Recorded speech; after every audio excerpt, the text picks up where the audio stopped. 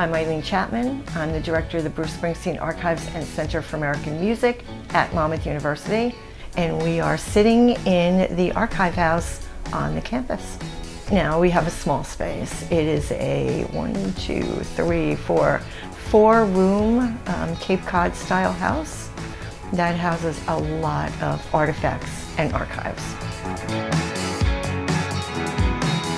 We will be building a 20 to 25,000 square foot new building that will house not only the archives and make archive research rooms available to the public, but also 4 exhibit spaces and a 240-seat theater.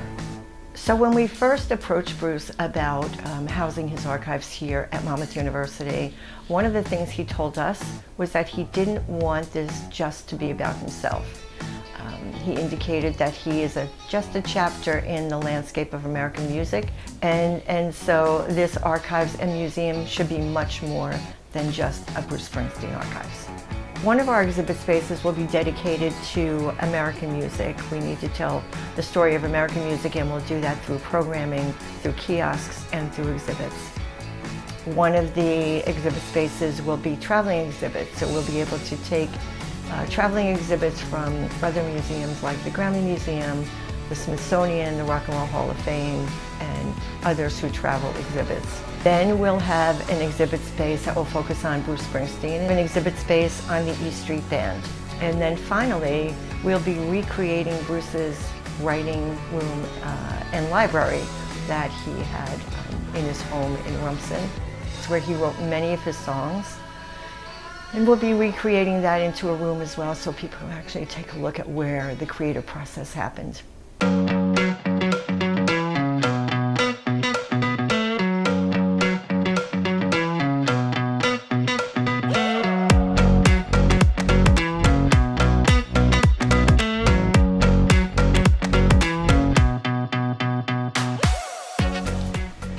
The idea for the Bruce Springsteen Special Collection grew out of a very distressed lunchtime conversation between Chris Phillips, the editor of Backstreets, and myself in June of 2001.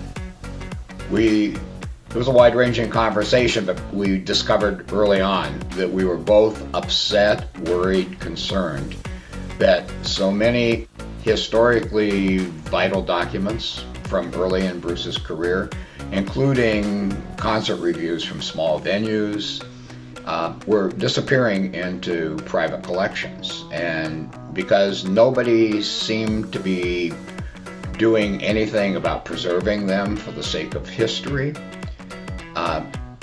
we asked ourselves, was it realistic to think about organizing a volunteer group of fans to identify, collect, archive those early documents, as many of those early documents as possible before it was too late.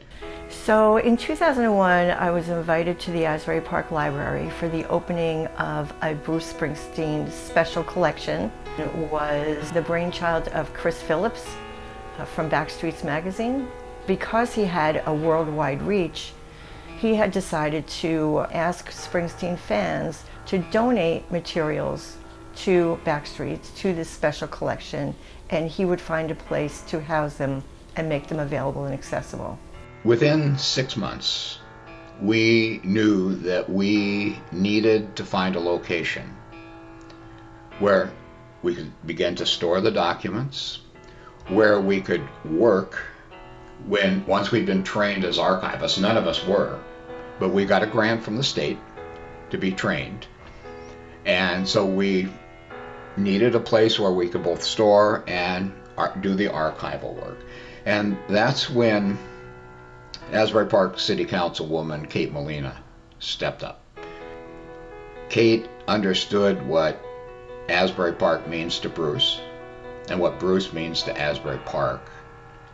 And perhaps equally important, what music tourism can and should mean to Asbury Park. The impact of music, concerts, historic buildings, and even the concept of a special collection, as if it was in fact in Asbury Park. So she approached the director of the Asbury Park Public Library about hosting the collection. And we dedicated it on December 8th, 2001, basically 6 months after Chris and I first conceptualized this. It was 700 pieces. And people from around the world actually came to the opening. There were people from Germany and England who came to this opening of this Bruce Springsteen Special Collection. An organization was formed around maintaining the collection, helping the library. It was the Friends of the Bruce Springsteen Collection, and they worked on this for several years. 3 years after the dedication, Kate Molina, who was a thoughtful, progressive member of the city council, left the council. Things for us at the library very quickly turned sour. The library director turned against us. No other way to say it. So I had reached out to one of the organizers, Bob Crane, and asked if they would consider maybe bringing this collection to Monmouth. She was somebody that we needed to consult with. Who do we reach out to? And she's always been very, very helpful to us in that regard. Bob Santelli had come in to have a conversation with President Gaffney, who was the president at the time, and explained to him how important it was for this collection to come to Monmouth University, that it needed to remain in Monmouth County. It needed to be here on the Monmouth University campus.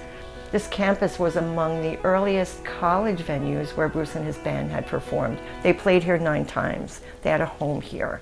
And so Bob and I really fought for this collection to come here to Monmouth. And in February of 2009, I got an email from Eileen. And she asked if we would be interested in relocating to Monmouth. Well, I said yes, particularly given the fact that Bruce had a long concert history at Monmouth University, which was important to us. We didn't want to just go anywhere. We wanted to go someplace relevant. It opened the door for us bringing our material to Monmouth. Eventually, the Asbury Park Library agreed to turn over everything that was at the library. So by 2011, everything was back together again at Monmouth in a small building which had once been the residence for football coaches. And we were once again able to resume our work as archivists, at which point we had thousands of documents, a backlog. In 2016, Bob and I started to talk, and Bob thought, let's approach Bruce Springsteen and see if he might be interested in bringing his personal papers here as well. You know, there were places where musicians were donating their artifacts. Bob reached out to John Landau, Bruce's manager, who then reached out to Bruce and Patty. Bob went out and had a conversation with them about bringing the archives, Bruce's personal papers, here to Monmouth.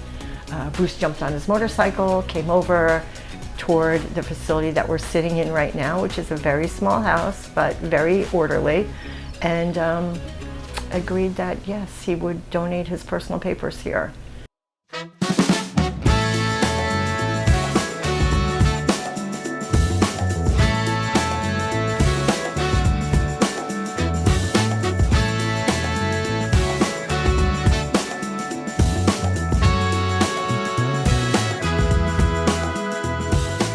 In 2017, the Friends officially donated all the material. It had been on loan to the university up to that point. Officially donated to the university in 2017. That's when the name change To the Bruce Springsteen Archives and Center for American Music.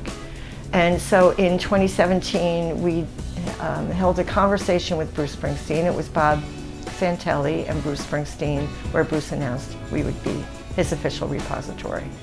It became really clear that the Friends were on the threshold of something big happening, and that was the proper time for the Friends to reach the conclusion that it was time to formally turn everything over to the university. So, although we are right now housing Bruce Springsteen artifacts, we are beginning to tell the story of American music through programming and exhibits.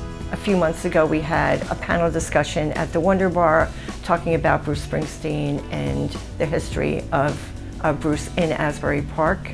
We're going to be working with the Stone Pony on the 50th anniversary of the Stone Pony, provide some programming for that. You know, we accept donations of artifacts here in the archives. Much of this collection grew through people's personal donations. The ultimate merger of Bruce's personal papers with our collection will deepen and enrich the ability of researchers, fans alike, to assess the totality of his life, his philosophy, his incredible performances, his talent, his songwriting abilities. And that in and of itself is indispensable. And I think with Bob Santilli at the helm, the collection will put Bruce's contribution to American music in a proper context, the influences of others on him, his influence on others. It's going to put that all together in one place, which is indispensable. I'm thrilled. Right now we've raised about 3/4 of the funding for the building, mostly through personal donations.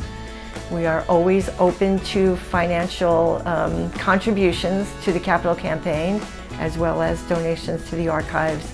There's opportunities on our website to make donations, and we're always available to have conversations on naming rights for the building, and we'll be launching a membership program shortly for those who want to become founding members before the building is actually up and running. So there's opportunities for donations in many different ways. Well, if you'll allow me, I'm going to crib a line from Bono at the Rock and Roll Hall of Fame induction. He gave the induction speech for Bruce, and at one point he said, they call him the boss. Well, that's a bunch of crap. He's not the boss. He works for us. More than a boss, he's the owner. Because more than anyone else, Bruce Springsteen owns America's heart. And I think that's the legacy. And that's what the collection reveals about Bruce Springsteen. And it's all going to be there in New Jersey for anyone who wants to see, hear, and understand what this is all about. This archives began in the Asbury Park Library. We'll always be connected because of that. But if there are other impressive fan-based archives, I don't know of them. I doubt that there are many of this magnitude. The Asbury Park music scene will always be a part of the archives.